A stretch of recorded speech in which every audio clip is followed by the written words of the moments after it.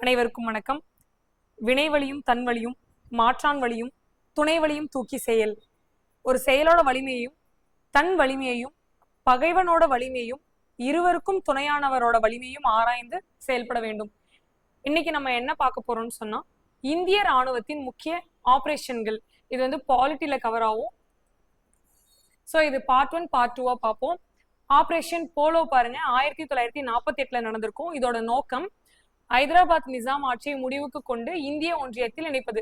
நமக்கு நல்லா தெரிஞ்சிருக்கும், 1956 மாநில மறுசீரமைப்பு ஆணையம் எல்லாம் போட்டு ஒவ்வொரு மாநிலங்களையும் மொழி வாரியா பிரிக்கலாமா இல்ல அந்த மக்கள் தொகை அடிப்படையில பிரிக்கலாமான்னு சொல்லிட்டு முடிவு பண்ணிருப்பாங்க.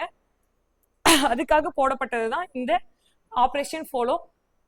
ஆக்சுவலி ஒரு சில மாநிலங்கள் தானாவே வந்து நம்ம கூட இணைஞ்சிருச்சு. ஆனா இந்த ஹைதராபாத் நிசாம் ஆட்சி பண்ணிட்டு இருந்த இந்த பகுதியை இவர் வந்து இணையவே மாட்டேன்னு சொல்லியிருப்பாரு. அப்பதான் ஆபரேஷன் போலோங்கிற நடவடிக்கை எடுத்து இந்த பகுதியை வந்து நம்ம கூட இணைச்சிருப்போம். காலம் எப்பன்னு பாருங்க, செப்டம்பர் 13 to 18 1948.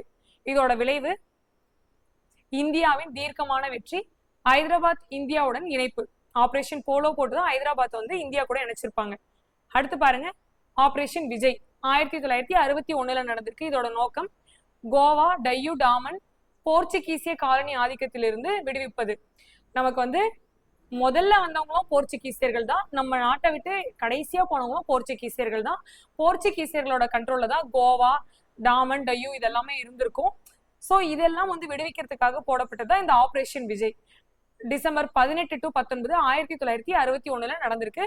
இதோட விளைவு பாருங்க, இந்தியா வந்து வெற்றி பெற்றிருக்கும். இதுலயும் கோவா, டையூ, டாமன் வந்து இந்தியா கூட வந்து சக்சஸ்ஃபுல்லா இணைச்சிருப்பாங்க. அடுத்தது ஆபரேஷன் ட்ரைடன்ட் 1971 வந்து நடந்திருக்கு. இந்தோ பாகிஸ்தான் போர் 1971 நடந்திருக்கும். அந்த சமயத்துலதான் வந்து கராச்சி துறைமுகத்தின் மீது வந்து கடற்படை தாக்குதல் வந்து நம்ம நடத்திருக்கோம். இதுலயும் வந்து இந்தியா வந்து வின் பண்ணிருக்கோம். காலம் பாருங்க, டிசம்பர் 4 to 5 1971. இதோட விளைவு இந்திய கடற்படையின் பெருவெற்றி, பாகிஸ்தான் கடற்படைக்கு கணிசமான இழப்பு. கடற்படை தினம் டிசம்பர் 4 இதை நினைவு கூறுகிறது. டிசம்பர் 4 வந்து நம்ம கடற்படை தினமா கொண்டாடுவோம். ஸோ இந்த ஆபரேஷன் ட்ரைடன்ட்டோட நினைவாக தான் இதை நம்ம கொண்டாடிட்டு வரோம்.